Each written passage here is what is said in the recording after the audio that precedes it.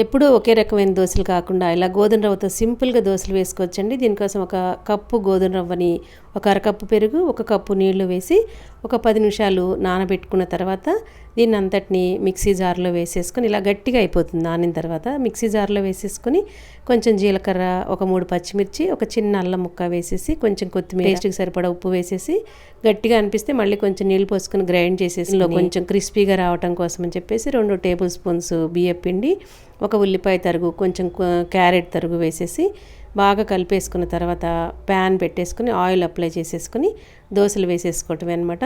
మీకు బాగా క్రిస్పీగా కావాలనుకుంటే దీనిలోనే ఇంకొక స్పూను బియ్యం పిండి వేసుకోవచ్చు. ఇలా వేసేస్తే టేస్ట్ బాగుంటుంది, సింపుల్గా అయిపోతుంది. మనకు ఫ్రిడ్జ్లో దోశల పిండి, ఇడ్లీ పిండిలు అలాంటివి ఏమీ లేనప్పుడు ఇలా మనం సింపుల్గా అప్పటికప్పుడు దోశలు వేసేసుకోవచ్చు అనమాట. దీన్ని ఏ చట్నీతో అయినా సర్వ్ చేసుకోవచ్చండి. సింపుల్గా అయిపోతుంది. Thank you for watching.